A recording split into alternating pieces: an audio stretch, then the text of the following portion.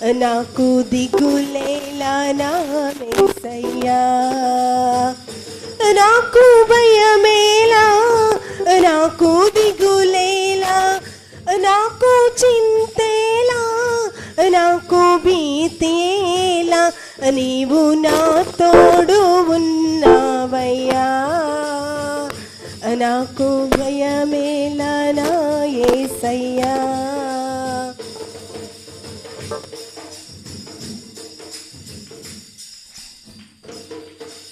కష్టములో నష్టములో నా తోడు ఉన్నావు, వేదనలో ఆ వేదనలో నా చెంత ఉన్నావు. కష్టములో నష్టములో నా తోడు ఉన్నావు, వేదనలో ఆ వేదనలో నా చెంత ఉన్నావు. అడిగిన వారికి ఇచ్చేవాడవు, వెదకిన వారికి దొరికేవాడవు. అడిగిన వారికి ఇచ్చేవాడవు, వెదకిన వారికి దొరికేవాడవు. తట్టిన వారికి తలుపులు తెరిచే దేవుడవు, తట్టిన వారికి తలుపులు తెరిచే దేవుడవు. దేవా దేవా నీకే స్తోత్రం, దేవా దేవా నీకే స్తోత్రం, దేవా దేవా నీకే స్తోత్రం, దేవా దేవా నీకే స్తోత్రం. నీవు నా తోడు ఉన్నావయ్యా, నాకు భయమేలా నా యేసయ్యా.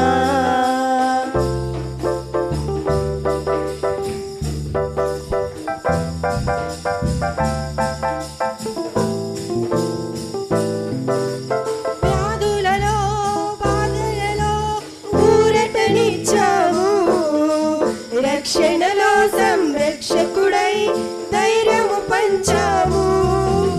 వ్యాధులలో బాధలలో ఊరటనిచ్చావు, రక్షణలో సంరక్షకుడై ధైర్యము పంచావు. నేనే సత్యం అన్న దేవా,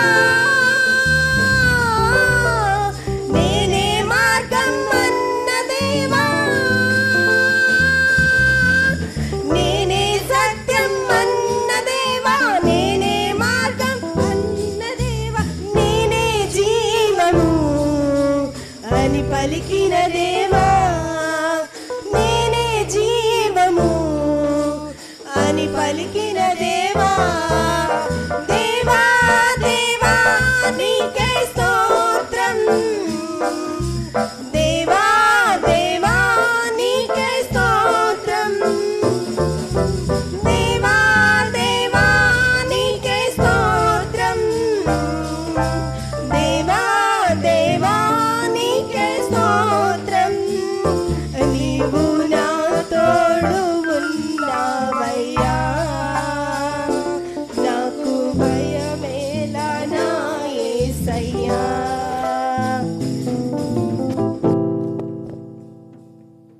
సమయంలో స్వార్థ గాయకురాలు రూతు కీర్తనలో 2 చరణాలు పాడి దేవుని మహిమపరుస్తుంది. ఆ తర్వాత సహోదరి మరియమ్మ మరి ఒక కీర్తన పాడి దేవుని మహిమపరుస్తుంది. తను కూడా కీర్తనలో 2 చరణాలు పాడవలసిందిగా తెలియజేస్తున్నాను. స్తోత్రం. రావా నాలోనికి రావయ్యా, దేవా నన్ను నింపు యేసయ్యా. ఎండిన నేలను దేవా వర్షముగా రావా, ఎడారినయ్యా దేవా జీవనదిగా రావా. ఎండిన నేలను దేవా వర్షముగా రావా,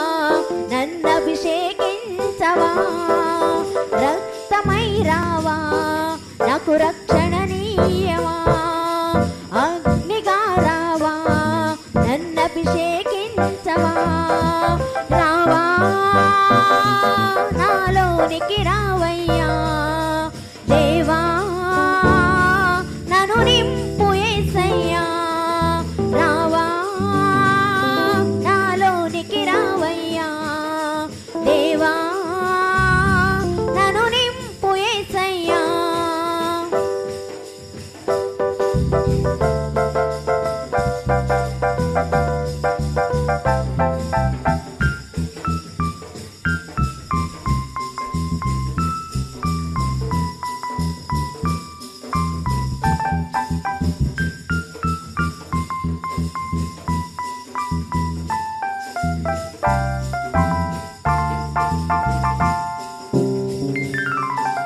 వ్యాధితో వేడితినయ్యా రఫాగా రావా వెదలో చిక్కి తినయ్యా షాలోముగా రావా వ్యాధితో వేడితినయ్యా రఫాగా రావా వెదలో చిక్కి తినయ్యా షాలోముగా రావా ఓడిపోతిని దేవా అణగారిపోతిని దేవా ఓడిపోతిని దేవా అణగారిపోతిని దేవా నిస్సిగా రావా నాకు విజయము నీయవా అగ్నిగా రావా నన్ను అభిషేకించవా రక్తమై రావా నాకు రక్షణ నీయవా జీవమైనవా నన్ను జీవించవా రావా నాలోనికి రావయ్యా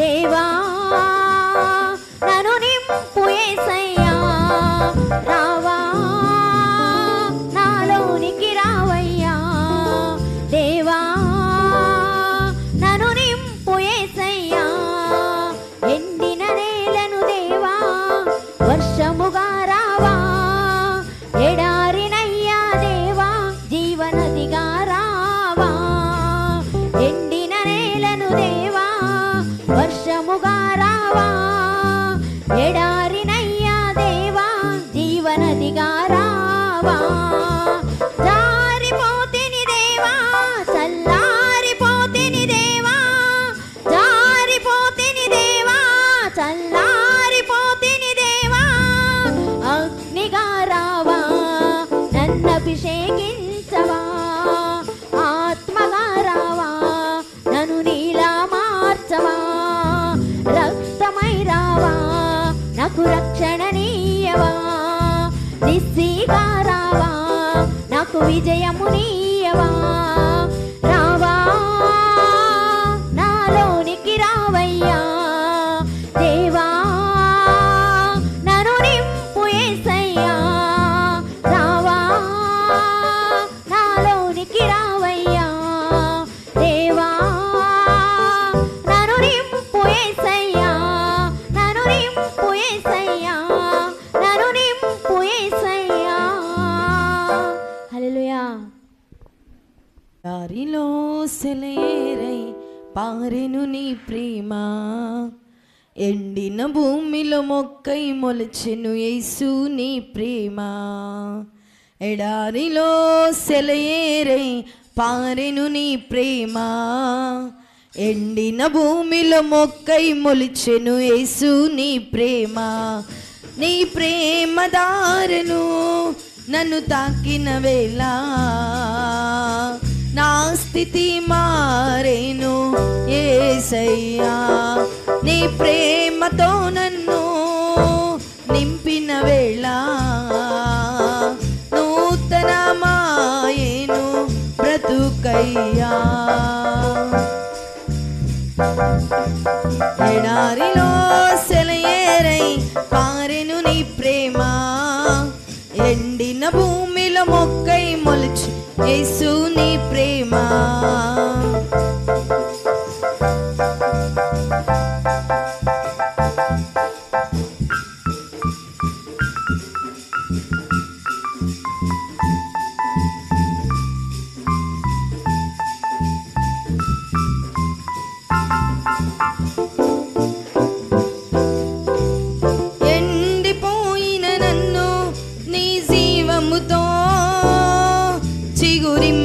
చేశావు. ఆశ్రయమెరుగని నన్ను నీ రెక్కల చాటునా భద్రపరచావు. ఎండిపోయిన నన్ను నీ జీవముతో చిగురింపచేశావు. ఆశ్రయమెరుగని నన్ను నీ రెక్కల చాటునా భద్రపరచావు. ఏమి చెయ్యాలో నేనున్న స్థితిలో మార్గము ఎరుగక నేనున్న వేళలో ఏమి చెయ్యాలో నేనున్న స్థితిలో మార్గము ఎరుగక నేనున్న వేళలో నాకు మార్గము సత్యము జీవమై నన్ను నడిపించావు. నాకు మార్గము సత్యము జీవమై నన్ను నడిపించావు. యేసయ్యా నీ ప్రేమకు స్తోత్రం. యేసయ్యా నీ కృపకై వందనం. యేసయ్యా నీ ప్రేమకు స్తోత్రం. యేసయ్యా నీ కృపకై వందనం. ఎడారిలో సెలయేరై పారెను నీ ప్రేమ. ఎండిన భూమిలో మొక్కై మొలిచెను యేసు నీ ప్రేమ.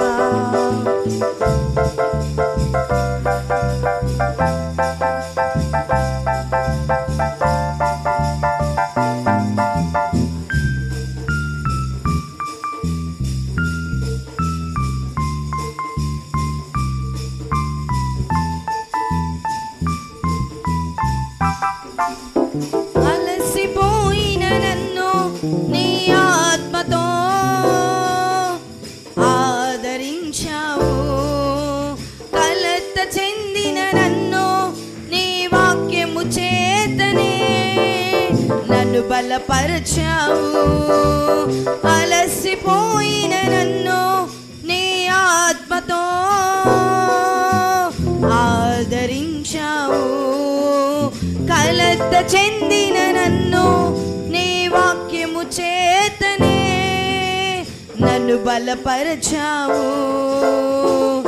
ఏమి చేయాలో నేనున్న స్థితిలో మార్గము ఎరుగక నేనున్న వేళలో ఏమి చేయాలో నేనున్న స్థితిలో మార్గము ఎరుగక నేనున్న వేళలో నాకు మార్గము సత్యము జీవమై నన్ను నడిపించావు.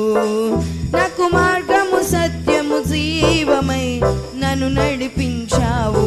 యేసయ్యా నీ ప్రేమకు స్తోత్రం. యేసయ్యా నీ కృపకై వందనం. యేసయ్యా నీ ప్రేమకు స్తోత్రం. యేసయ్యా నీ కృపకై వందనం. ఎడారిలో సెలయేరై పారెను నీ ప్రేమ. ఎండిన భూమిలో మొక్కై మొలిచెను యేసు నీ ప్రేమ. ఎడారిలో సెలయేరై పారెను నీ ప్రేమ. ఎండిన భూమిలో మొక్కై మొలిచెను యేసు నీ ప్రేమ. నీ ప్రేమ దారిలో నన్ను తాకిన వేళ నా స్థితి మారెను యేసయ్యా. నీ ప్రేమతో నన్ను నింపిన వేళ నూతనమాయెను బ్రతుకయ్యా. యేసయ్యా నీ ప్రేమకు స్తోత్రం. యేసయ్యా నీ కృపకై వందనం. యేసయ్యా నీ ప్రేమకు స్తోత్రం. యేసయ్యా నీ కృపకై వందనం. కీర్తనల క్రమాన్ని మనం ఇంతటితో ముగించుకున్నాము. ఈ కీర్తనల క్రమంలో ఎన్నో శ్రేష్టమైన కీర్తనలు పాడి దేవుని మహింపరిచిన సహోదరి సహోదరులకు పాలుపంచుకున్న సంఘస్థులందరూ కూడా పేరు పేరున వందనాలు తెలియచేసుకుంటున్నాను. ఈ కీర్తనలు ఇంత చక్కగా పాడి దేవుని మహింపరచడానికి కావలసిన వాయిద్య సహకారాన్ని అందించిన డాక్టర్ బ్రదర్ దయాకర్ గారికి, వారి టీంకి ప్రత్యేకమైన వందనాలు తెలియచేసుకుంటున్నాను. దేవుని చిత్తమును బట్టి, దేవుని ఏర్పాటును బట్టి మన ఆహ్వానమును అందించి ఈరోజు ప్రత్యేక స్త్రీల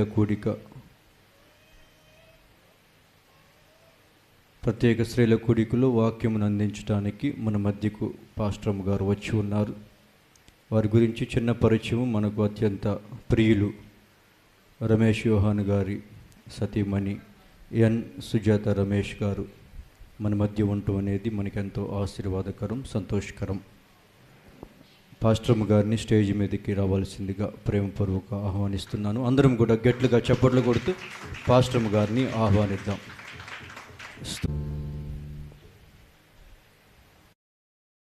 దయచేసి అందరం రెండు చేతులెత్తి దేవునికి హల్లెలూయా చెప్దాం. హల్లెలూయా, హల్లెలూయా. చాలా మంచిదండి. ప్రత్యేకమైన స్త్రీల కూడికని మాకు ఇన్విటేషన్ ఇచ్చారు దైవ సేవకులు, మరి సేవకురాండ్రు. మరి వారిని బట్టి దేవునికి ఎంతగానో స్తోత్రములు చెల్లిస్తున్నాను. ముందుగా వారికి వందనాలు. చక్కగా మరి మీరందరూ చేరి ఇంతవరకు కీర్తనలు పాడి దేవుని నామాన్ని మహిమపరిచారు. కొద్ది నిమిషాలు దేవుని యొక్క వర్తమానంలోనికి వెళ్దాం. దేవుని యొక్క వాక్యమును ధ్యానించుకుందాం. హల్లెలూయా. మేము గుంటూరు పట్టణమందు మరి సంపత్ నగర్ గ్రామములో పరిచర్య చేస్తున్నాం. దేవుడు మాకు 2 పరిచర్యలను ఇచ్చారు. మాకు 2 పాపలు. మరి పాస్టర్ గారి పేరు రమేష్ యోహాన్ గారు. మా మందిరం పేరు మారనాథ ప్రార్థనా మందిరం. నేను ఇక్కడే 2 years రెడెంప్షన్లో ట్రైనింగ్ అయ్యాను. ఆ తదుపరి మరి 1 year సేవకురాలు యొక్క ట్రైనింగ్ కూడా పొందాను. అందును బట్టి దేవుని ఎంతగానో మహిమపరుస్తున్నాను. హల్లెలూయా, హల్లెలూయా. చిన్న కీర్తన పాడుకొని తదుపరి వాక్యములోనికి వెళ్దాం. హల్లెలూయా. జాలి లేనిది ఈ మాయాలోకము, కలత చెందేను నా దీన హృదయం. జాలి లేనిది ఈ మాయాలోకము, కలత నాదరి నిలచితివా, హస్తము చాపితివా, నన్ను బలపరచితివా, నన్ను కాపాడుటకు హస్తము చాపితివా, నన్ను బలపరచితివా. నా ప్రాణమా, నా ధ్యానమా, నా ఊపిరి నీవే యేసయ్యా. నా ప్రాణమా, నా ధ్యానమా, నా ఊపిరి నీవే యేసయ్యా. నీవు లేకుండా నేనుండలేను, నాకున్నవన్నీ నీవే యేసయ్యా. నీవు లేకుండా నేనుండలేను, నాకున్నవన్నీ నీవే యేసయ్యా. నాకున్నవన్నీ నీవే యేసయ్యా. నాకున్నవన్నీ నీవే యేసయ్యా. హల్లెలూయా, హల్లెలూయా. మరి ప్రత్యేకించి స్త్రీలందరూ చేరి ఈ విధంగా ప్రార్థించుట చాలా సంతోషకరం, చాలా దీవెనకరం. ఈ సంగమునకు, ఈ పరిచర్యకు రానున్న దినములలో దేవుడు ఎంతగానో బలపరిచి ఉన్నత స్థితిలోనికి, ఆశీర్వాదంలోనికి దేవుడు నడిపించునుగాక. ఆమేన్, ఆమేన్ అని పలకండి అందరూ. ఆమేన్, ఆమేన్, హల్లెలూయా. కొద్ది మరి సమయము దేవుని వర్తమానంలోనికి వెళ్దాం. చూడండి, దేవుని యొక్క పరిశుద్ధ లేఖనములలో నుండి పరిశుద్ధ గ్రంథములో నుండి లూకా సువార్త 10వ అధ్యాయము 41వ వచనమును ధ్యానించుకుందాం. అందుకు ప్రభువు, మార్తా మార్తా, నీవనేకమైన పనులను గూర్చి విచారము కలిగి తొందరపడుచున్నావు గాని అవసరమైనది ఒకటే. మరియా ఉత్తమమైన దానిని ఏర్పరచుకొనెను, అది ఆమె యొద్ద నుండి తీసివేయబడదని ఆమెతో చెప్పాను. కళ్ళు మూసుకోండి, చిన్న ప్రార్థన చేసుకొని వాక్యములోనికి వెళ్దాం. స్తోత్రం స్తోత్రం స్తోత్రం స్తోత్రమయ్యా. అత్యున్నత సింహాసనము పైన ఆసీనుడా, మహోన్నతుడా, జీవాధిపతివైన తండ్రి, సర్వోన్నతుడైన ప్రభువా, సర్వకృపానిధివైన యేసయ్యా, మీ పరిశుద్ధమైన నామమునకు వందనాలు చెల్లిస్తున్నాం. ఈ రాత్రికాల సమయమందు దైవ సేవకులైన పాలనతో నాయన అయా వారి సంఘముతో చేరిన తండ్రి, ఈ యొక్క నాయన ప్రత్యేకమైన స్త్రీల కూడికలోనికి నీవు తీసుకొచ్చిన విధానమునకై నీకు వందనాలు తండ్రి. ఎక్కడ 2-3 మీ నామమున కూడి ప్రార్థిస్తారో వారి మధ్య నీవున్న దేవుడవు, వారితో నీవున్న దేవా, నీకు వందనాలు చెల్లించుకొనుచున్నాం. ధ్యానిస్తున్న నీ మాటల యొద్ద నా తండ్రి శ్రద్ధ కలిగిన వారమై, జ్ఞానము కలిగిన వారమై, ఆసక్తి కలిగిన వారముగా మేము ఉండులాగా నీ కృప చూపమని వేడుకొనుచున్నాం. బోధిస్తున్న ప్రతి మాట నా తండ్రి మా హృదయములో భద్రపరుచుకొని దాని ప్రకారము మేము నడిపించుకోగలిగిన కృపను మాకందరికీ మీరు దయచేయమని, వాక్యం ద్వారా కూడి ఉన్న బిడ్డలతోనూ నాతోనూ మీరు మాట్లాడి మీ నామానికి మహిమ తెచ్చుకోమని, మహిమ ఘనత ప్రభావములు మీరు మాత్రమే ఆరోపించుకోమని యేసయ్య సర్వశక్తి కలిగిన నామమున అడిగి వేడుకొనుచు ప్రార్థించి ప్రార్థన సమర్పిస్తున్నాము తండ్రి. ఆమేన్ ఆమేన్ హల్లెలూయా. చూడండి, లూకా సువార్త మరి 10వ అధ్యాయము 41వ వచనమును మనం చూస్తున్నాం. అందుకు ప్రభువు, మార్తా మార్తా, నీవనేక పనులను గూర్చి విచారము కలిగి తొందరపడుచున్నావు గాని అవసరమైనది ఒకటే. మరియా ఉత్తమమైన దానిని ఏర్పరచుకొనెను, అది ఆమె యొద్ద నుండి తీసివేయబడదని ఆమెతో చెప్పాను. స్త్రీలంటేనే విస్తారమైన పనులు. స్త్రీలంటేనే ఏంటండి? నేను మాట్లాడుతున్నప్పుడు మీరు కూడా నాతో మాట్లాడేవారై ఉండాలి. స్త్రీలంటేనే విస్తారమైన పనులు. దైవ సేవకులు, దైవ సేవకురాలు ఎంతో ప్రయాసతో, ఎంతో భారముతో, ఎంతో ఖర్చుతో ఎన్నో దినాలు ఉపవాసములుండి దేవుని మందిరములో ఒక ప్రార్థనా కూడిక అనేది ఏర్పాటు చేసినప్పుడు సంఘమంతా ఆయుత్తుపడే సంఘముగా ఉండాలి. హల్లెలూయా. సంఘమంతా సహకరించే సంఘముగా ఉండాలి. హల్లెలూయా. సంఘమంతా సిద్ధపడి క్రమముగా దేవుని సన్నిధికి తొందరగా వచ్చే సంఘముగా ఉండాలి. హల్లెలూయా. మార్తా మార్తా, నీవు అనేకమైన విస్తారమైన పనులతో ఉన్నావు, కానీ మరియ అయితే ఉత్తమమైన దానిని ఎంచుకుందంట. హల్లెలూయా. మరియ ఏం ఎంచుకుందండి? ఉత్తమమైనది. ఈ లోకంలో ఉన్న వెండి బంగారములను ఎంచుకుందా? ధనధాన్యాలను ఎంచుకుందా? సుఖభోగాలను ఎంచుకుందా? లేకపోతే ఈ లోకాన్ని ఎంచుకుందా? దేనిని ఎంచుకుంది మరియా? యేసయ్య పాదాల యొద్ద కూర్చొని బోధ నేర్చుకోవటం ఎంచుకుంది. చూడండి, అంతకంటే క్రైస్తవ జీవితంలో ప్రాధాన్యమైనది ఏదైనా ఉన్నదా అంటే ఏది కూడా లేదు. దేవుని యొక్క సన్నిధిలో కూర్చొని ఆ యేసయ్య పాదాల దగ్గర కూర్చొని మరియా మొరపెడుతుందంట. దేవుని యొక్క సన్నిధిలో కూర్చొని దేవుని యొక్క బోధకు చెవియొగ్గుతుందంట. చెవి గలవాడు వినుగాక. ఆత్మ సంగతి చెప్పుచున్న మాట చెవి గలవాడు వినుగాక. మన చెవులు కానీ మన మనస్సు కానీ మందిరంలోనికి వచ్చిన తర్వాత యేసయ్య మీదే డిపెండ్ అయ్యి ఉండాలి. కొంతమంది శరీరాలు ఇక్కడ ఉంటాయి కానీ వారి మనసులు కానీ వారి ఆలోచనలు కానీ ఎక్కడ ఉంటాయి? ఇంటి దగ్గర ఉన్న వాటి మీద ఉంటూ ఉంటాయి. మరియలాగా విస్తారమైన పనులు కలిగించుకునే వారముగా మనం ఉండకూడదు.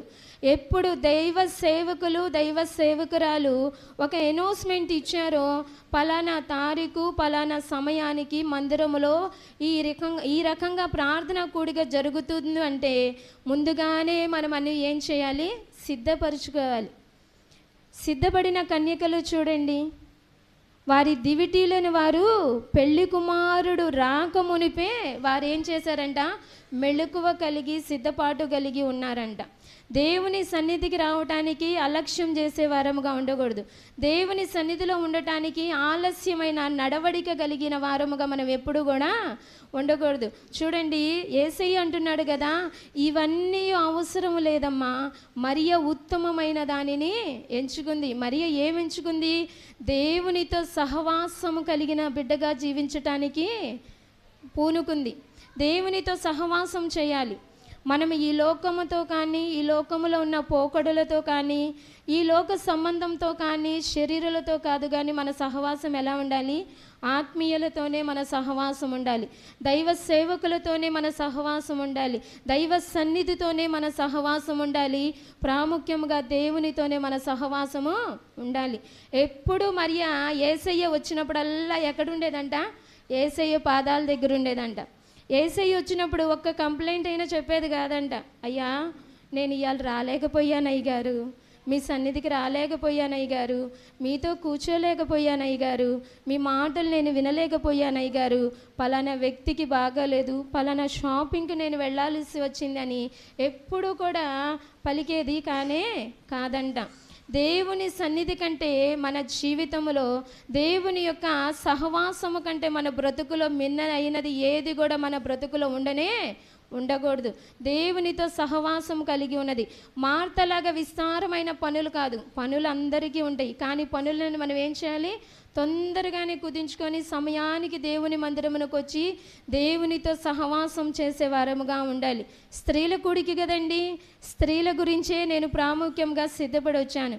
ఒక క్రైస్తవ స్త్రీకి ఉండవలసిన లక్షణాలు 5 అన్నమాట. ఎన్ని లక్షణాలు? 5 లక్షణాలు. ఒకటి చూసాం. ఏం చూసాం మనం? దేవునితో సహవాసము కలిగి ఉండటం చూసామన్నమాట. చూడండి, దేవుని సన్నిధిలో భయభక్తులు కలిగిన స్త్రీ ఏం చేయబడిద్దంట? కొనియాడబడిద్దంట. తనని అందరూ పొగుడతారంట. తన పెనిమిటి పొగుడతాడంట, ఇరుగు పొరుగు వారు పొగుడతారంట, తన కన్న బిడ్డలు పొగుడతారంట, పాస్టర్ గారు పొగుడతారంట. సంఘములో ఉన్న ప్రతి ఒక్కరు కూడా ఏం చేస్తూ ఉంటారు? పొగుడుతూ ఉంటారు. యెహోవా యందు భయభక్తులు కలిగిన స్త్రీ ఇలాగూ కొనియాడబడును. దేవుని సన్నిధిలో భయభక్తులు కలిగి ఉండాలి. దేవునితో సహవాసం కలిగి ఉండాలి. దేవునితో ఒక ప్రత్యేకమైన సత్సంబంధం కలిగి ఉండాలన్నమాట. అబ్రహాం అలా కలిగి ఉన్నాడా లేదా అండి దేవుని సన్నిధిలో? అబ్రహాముని దేవుడు ఏమన్నాడు? అబ్రహాం ఏమన్నాడు? నా స్నేహితుడివి, అబ్రహాముని నా స్నేహితుడివి అని పిలిచాడు దేవుడు. నిన్ను చూసి నన్ను చూసి కూడా దేవుడు ఎలా పిలవాలి?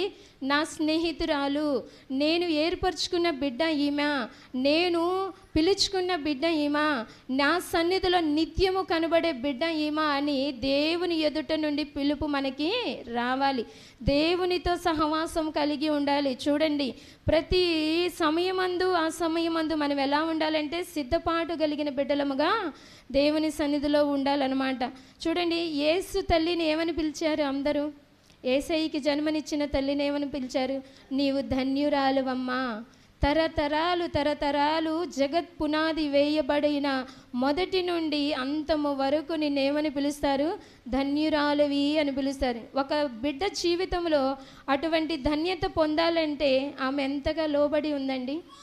పరిశుద్ధాత్మ దేవుడు ఆమెని ప్రేరేపించినప్పుడు నిందలు మోయటానికి సిద్ధపడింది, అవమానాలు మోయటానికి సిద్ధపడింది. తన్ను తాను దేవుని సన్నిధిలో తగ్గించుకుంది.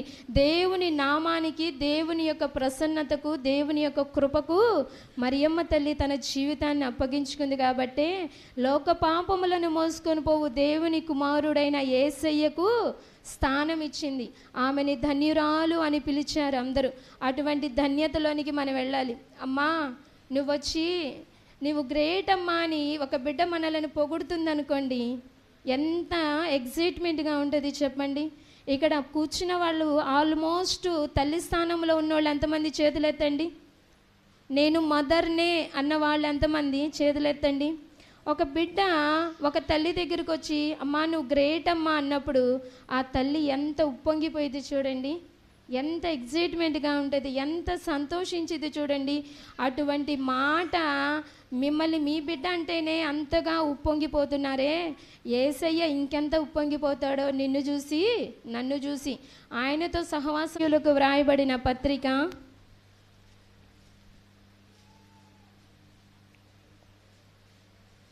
4వ అధ్యాయము 6వ వచనము.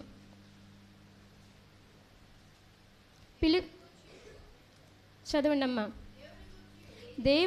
దేనిని గూర్చియు చింతపడకుడు గాని ప్రతి విషయములోనూ ప్రార్థనా విజ్ఞాపనల చేత కృతజ్ఞతాపూర్వకముగా మీ విన్నపములు దేవునికి తెలియచేయుడి. అప్పుడు సమస్త జ్ఞానమునకు మించిన దేవుని సమాధానము యేసుక్రీస్తు వలన మీ హృదయములకును మీ తలంపునకును కావలి ఉండును. చూడండి, దేనిని గూర్చి కూడా చింతపడొద్దంట. దేని గురించి చింతపడుతున్నాం మనం? దేనిని గురించి మనం ప్రయాసపడుతున్నాం? ఏమి కట్టాలని మన భారం కలిగి ఉంటున్నాము? దేనిని గూర్చి కూడా చింతించొద్దు అంటున్నాడు దేవుడు. దేనిని గూర్చి కూడా దిగులు పడద్దు అంటున్నాడు దేవుడు. ఏమంటున్నాడంటే ఏ విషయం గురించి కూడా మీరు చింతించొద్దు, దుఃఖించొద్దు, బాధపడద్దు. ప్రార్థనా విజ్ఞాపనల చేత కృతజ్ఞతాపూర్వకంగా మీ విన్నపములు దేవునికి తెలియచేయడి. రెండవదిగా ప్రార్థన చేసే స్త్రీగా ఉండాలి. మొదటి స్త్రీ ఎలా ఉందంట? మరియా ఎలా ఉంది? దేవునితో సహవాసము కలిగిన స్త్రీగా ఉంది. చూడండి, రెండవదిగా ప్రార్థన చేసే స్త్రీగా ఉండాలి. ప్రార్థన కంటే మిన్న అయినది ఏది కూడా మన జీవితంలో లేనే లేదండి. ప్రతి విషయంలో నీవు దేవుని సన్నిధిలో నీ మోకాళ్ళు వంచితే దేవాతి దేవుడు నిన్ను ఆశీర్వదించే బిడ్డగా మారుస్తాడు. ప్రతి విషయంలో ప్రార్థన చేయాలి. ఈ స్త్రీల కూడికకు మీరు సిద్ధపడ్డారు కదా, ఎన్ని దినాల నుండి ప్రార్థన చేస్తున్నారు? ఇవాళే ప్రిపేర్ అయ్యారా? ముందు నుంచే అయ్యగారు ప్రార్థన విన్నపములు చేపిస్తూ ఉన్నారా? ముందు నుంచే చేపిస్తున్నారు కదా. మా మందిరములో అయితే ఒక మీటింగ్స్ జరగాలన్నా, ఒక స్త్రీల సహవాస కూడికలు జరగాలన్నా, లేకపోతే విజ్ఞాపన ప్రార్థనలు జరగాలన్నా, ఉపవాస కూటాలు జరగాలన్నా 40 దినాలు మేము మొరపెడతాం దేవుని సన్నిధిలో. ప్రతి విషయము కొరకు మొరపెడతాం. ప్రతి విజ్ఞాపన దేవుని యొక్క సన్నిధిలో మొరపెట్టి విజ్ఞాపన యాచనగా చెల్లించే వారముగా ఉంటాము. 40 దినాల నుండే మేము సిద్ధపడతాం. ఒక కార్యక్రమము మేము పెట్టాలి, ఒక ప్రార్థన కూడిక మేము ఏర్పాటు చేసుకోవాలి, ఒక దైవ సేవకులను మేము ఇన్వైట్ చేసుకోవాలి, ఒక వర్తమానము ప్రజలకు మేము వినిపించాలి అన్నప్పుడు 40 దినాల సిద్ధపాటు ఉంటుందండి మాకు. 40 దినాలు వేకువ జామునే దేవుని మందిరములకు వెళ్ళి అంగలార్చే వారముగా, రోదన చేసే వారముగా, ప్రార్థించే వారముగా ఉంటాం. ఏదన్నా కూడికి పెట్టాలంటే ఖచ్చితంగా 40 దినాల ప్రార్థన అనేది మాకు సపోర్ట్నెస్ ఉంటూ ఉంటుంది. 40 దినాలు ప్రార్థించినప్పుడు దేవుడు ఉన్నతమైన కార్యాలు, ఉన్నతమైన సూచక క్రియలు, ఉన్నతమైన అద్భుతాలు చేసే దేవుడుగా ఉంటాడు. ప్రార్థించే స్త్రీగా ఉందంట. స్త్రీకి ఎన్ని లక్షణాలండి? 5. స్త్రీకి ఎన్ని ఉండాలి? 5 లక్షణాలు ఉండాలి. క్రైస్తవ స్త్రీలకు ఉండవలసినది 5 లక్షణాలు. మొదట ఎలా ఉండాలి? దేవుని సన్నిధిలో సహవాసము కలిగిన స్త్రీగా ఉండాలి. రెండవదిగా ప్రార్థించే స్త్రీగా ఉండాలి. అయ్యగారు ఒక పని అప్పు చెప్పారనుకోండి, ఒక పని మిమ్మల్ని చేయమంటారు అయ్యగారు కానీ అమ్మగారు కానీ, పలానా చోటుకెళ్ళి వాళ్ళకి బాగోలేదంటమ్మా ప్రార్థన చేయండి అన్నారనుకోండి, మీరు ప్రార్థన చేసుకొని బయలుదేరేవారుగా ఉండాలి. వెళ్ళమన్నారు కదా అని చెప్పి మనం ఎక్కడికి వెళ్ళి ప్రార్థన చేస్తే వారికి స్వస్థత రాదు. ముందే మనము యేసయ్య సన్నిధిలో మోకరించి ప్రార్థన చేసుకొని మనము ఆ ఇంటి దగ్గరికి వెళ్ళినప్పుడు, ఆ వ్యక్తితో మాట్లాడటానికి వెళ్ళినప్పుడు, ఆ కుటుంబాన్ని దర్శించటానికి వెళ్ళినప్పుడు ప్రార్థన చేస్తే దేవుడు ఉన్నతమైన అద్భుతమైన కార్యాలు ఆ కుటుంబము పక్షముగా చేస్తాడు. ప్రార్థించాలి. ప్రతి దినమందు మనం ఏం చేయాలంటే ప్రార్థన చేయాలి. పక్షులంట తెల్లవారుజామునే లెగిసి యేసయ్యను స్తుతిస్తూ ఉంటాయంట. పక్షుల కంటే మనం శ్రేష్టమైన వరమా కాదా? మనం చాలా శ్రేష్టమైన వరం. ఎందుకంటే ఆయన స్వరక్తం ఇచ్చి మనలని కొన్నాడు, ఆయన స్వరక్తం ఇచ్చి మనలని కన్నాడు, ఆయన శిలువ యాగము చేసి మనలని ఏం చేశాడు? ఆయన ఏర్పరచుకున్నాడు. ఆయన రూపములో ఆయన స్వహస్తాలతో మనలని నిర్మించుకున్నప్పుడు ఆయనలాగా మనము శ్రేష్ఠులమే కదా. దేవుని యొక్క సన్నిధిలో ప్రార్థించే స్త్రీగా ఉండాలి. ప్రతి విజ్ఞాపన పూర్వకంగా దేవునికి ఏం చేయాలి? కృతజ్ఞతా స్తోత్రాలు చెల్లించాలి. అయ్యగారు ప్రార్థన చేశారు, అమ్మగారు ప్రార్థన చేశారు, ఒక మేలు అనేది జరిగిందనుకో, ఏం చేయాలి? వెంటనే యేసయ్య నాకు ఈ మేలు చేసినందుకు, మా అయ్యగారి ద్వారా మా అమ్మగారి ద్వారా కార్యము నువ్వు జరిగించినందుకు నీకు కృతజ్ఞతా స్తోత్రాలు దేవా అని చెప్పి దేవునికి ఏం చేయాలి? కృతజ్ఞతా స్తోత్రాలు చెల్లించాలి. ఏది కావాలన్నా ప్రార్థన చెయ్యాలి, ఏది పొందుకోవాలన్నా ప్రార్థన చెయ్యాలి. ప్రార్థనకి అసాధ్యమైనది ఏదైనా ఉన్నదా? ఏది కూడా లేదు. నమ్ముట నీ వలనైతే నమ్మువానికి సమస్తము సాధ్యమన్నాడు. నీవు దేవుని సన్నిధిలో ప్రార్థన చేస్తే ఎరికో గోడలు కూడా ఏం చేయబడతాయి? కూల్చబడతాయి. ఎర్ర సముద్రము కూడా పాలు చేయబడుతుంది. కష్టాలతో ఉన్నామయ్యా, కన్నీళ్లతో ఉన్నామయ్యా, వేదనతో ఉన్నామయ్యా, చింతతో ఉన్నామయ్యా, భారముతో ఉన్నామయ్యా అని చెప్పి వెదుటున్న స్నేహితుడితో పంచుకోవటం కాదు. నువ్వేం చేయాలంటే దేవుని సన్నిధిలో కూర్చొని దినమెల్లా ఆయన తట్టు నీ చేతులెత్తి మొరపెట్టే బిడ్డవుగా ఉండాలి. ఉన్నత కార్యాలు జరగాలంటే స్త్రీలు ప్రాముఖ్యంగా వారి మోకాళ్ళ నుంచి దేవునికి కృతజ్ఞతా స్తోత్రాలు చెల్లించి ప్రార్థన చేసేవారుగా ఉండాలి. యజమాని బయటికి వెళ్తాడమ్మా, క్షేమంగా ఇంటికి రావాలా లేదా? యజమాని వెళ్ళేటప్పుడు ప్రార్థన చేయాలి. యజమాని వచ్చిందాక ప్రార్థన చేయాలి. బిడ్డలు చదువుకోవటానికి వెళతారు, బిడ్డలు పలు కార్యక్రమాల మీద వెళ్తూ ఉంటారు. అద్భుతాలు జరగాలి, ఉన్నత స్థితికి మనం వెళ్ళాలంటే మీరు ముమ్మారు దావీదు వలె ఏం చేయాలి? దేవుని సన్నిధిలో ప్రార్థన చేస్తూ ఉండాలి, ప్రార్థన చేస్తూ ఉండాలి. రెండో స్త్రీ ఎవరంట? ప్రార్థించే స్త్రీ. మొదటి స్త్రీ ఎవరు? దేవునితో సహవాసం కలిగిన స్త్రీ. చూడండి, ఈ ప్రార్థించే స్త్రీ జ్ఞానవంతురాలైన స్త్రీ అనమాట. తన ఇల్లు తాను కట్టుకుంటుంది. పాస్టర్ గారితో ఎలా మాట్లాడాలో నేర్చుకుంటుంది, పాస్టర్ గారు వాళ్ళ పాప వాళ్ళతో ఎలా మాట్లాడాలో నేర్చుకుంటుంది, సంఘములో ఉన్న పెద్దవాళ్ళతో ఎలా మాట్లాడాలో నేర్చుకుంటుంది, సంఘములో ఉన్న తోటి విశ్వాసులతో ఎలా ఐక్యత కలిగి ఉండాలో నేర్చుకుంటుంది, సంఘములో వెలుపల ఉన్న ఇరుగు పొరుగు వారితో కూడా తన మాట మాధుర్యంగా ఎలా ఉండాలో నేర్చుకుంటుంది. జ్ఞానవంతురాలు ఎలా పడితే అలా మాట్లాడిద్దమ్మా? ఏది కూడా మాట్లాడదు. మాట్లాడటానికి నిదానించిద్ది, వినటానికి వేగిరపడిద్దంట, వినటానికి వేగిరపడిద్ది, మాట్లాడటానికి నిదానించిద్ది. జ్ఞానం గల అమ్మాయి అనుకోండి, ఎదుటున్న వ్యక్తి తొందరగా మాట్లాడుతుంటే జ్ఞానవంతురాలు ఏం చేసిద్దంటే సైలెంట్గా ఉంటుంది. తన బాధ అంతా వ్యక్తపరుచుకునేంతవరకు, తన కోపం అంతా తీరిపోయేంతవరకు, తను మాట్లాడే అంతవరకు ఏమో సైలెంట్గా ఉంటుంది. ఒక్కొక్కళ్ళని చూస్తుంటే ఎవరు ఏం మాట్లాడవేంటి, వాళ్ళు వచ్చి ఆ రకంగా బిహేవ్ చేస్తుంటే నువ్వేం మాట్లాడవేంటి అన్నప్పుడు వీళ్ళు అంటారు కదా, తన బాధ వ్యక్తపరుచుకుంటున్నప్పుడు మనం ఎందుకు సమాధానము ఇవ్వటం? తన బాధ చెప్పుకొని వెళ్ళిపోయిన తర్వాత తనతో మనం మాట్లాడితే తను ఏం చేసిద్ది? నేర్చుకుంటుంది అంటారు. జ్ఞానవంతులు చాలా జ్ఞానము కలిగి ఉండాలండి. దేవుని యొక్క సన్నిధిలో ఇల్లు కట్టేవారుగా ఉండాలి. ఈ అందమైన నిర్మాణాన్ని రాబట్టేవారుగా ఉండాలి. ఉన్న ఆత్మలను చెదరగొట్టేవారుగా, ఉన్న సంఘస్థులకు వ్యతిరేకత తీసుకొచ్చేవారుగా ఎవరు కూడా ఉండకూడదు. ఒక చెయ్యికి 5 వేళ్ళు ఉంటాయా, 6 వేళ్ళు ఉంటాయా? ఇటు చూడండి, ఒక చెయ్యికి ఎన్ని వేళ్ళు ఉంటాయి? 5 వేళ్ళు ఉన్నాయి. 5 వేళ్ళేనా? నాకేంటో 6 వేళ్ళు కనపడుతున్నాయి, మీకు 5 కనపడుతున్నాయా? 5 వేళ్ళేనా? ఈ 5 వేళ్ళు సమానంగా ఎవరి చెయ్యి అయినా ఉందేమో ఒకసారి చూసుకోండి, ఎత్తి. సమానంగా ఎవరి చెయ్యి అయినా ఉన్నదేమో ఒకసారి చూడండి. ఈ 5 ఏళ్ళు సమానంగా ఉంటాయా? సమానంగా ఈ 5 ఏళ్ళు ఎవరి చేయికి ఉండవు. ఒకటి పొట్టిగా ఉంటుంది, ఒకటి పొడవుగా ఉంటుంది, ఒకటి బండగా ఉంటుంది, ఒకటి చిన్నగా ఉంటుంది, ఒకటి సన్నగా ఉంటుంది. కానీ ఈ 5 ఏళ్ళని చెయ్యిలాగా అమర్చాడు కదా దేవుడు. అమర్చాడా అమర్చలేదా? అమర్చాడు. ఈ 5 ఏళ్ళని చెయ్యిలాగా అమర్చిన దేవుడు పలు మనస్తత్వాలు కలిగిన వారు వస్తారు మందిరంలోనికి. పలు రకాలైన మనస్పర్ధలతో కూడిన జనాంగము వస్తూ ఉంటారు. ఉన్నాం మేము 3 నెలలు. అక్కంటే మీలాగా అందరూ పెద్దవాళ్ళే ఉండేవాళ్ళు. అక్క అక్క అనే సంబోధిస్తూ ఉంటారు. నాకు వివాహమైన తొలి దినాల్లో అంటే తల్లితో సమానమైన వయసులో ఉండేది. వాళ్ళ యజమాని మేస్త్రి, బేల్దార్ మేస్త్రి, కాంట్ను ఇవి హౌసులు ఇవన్నీ కడుతూ ఉండేవాడు.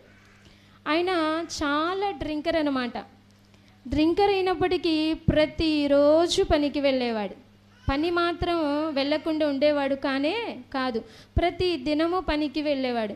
పనికి వెళ్ళటం, ఆ సంపాదన, ఆ యొక్క ధనము తీసుకొని ఆ వైన్ షాప్కి వెళ్ళి తాగి రావటం, రోజు ఈమెను కొడుతూ ఉండేవాడు.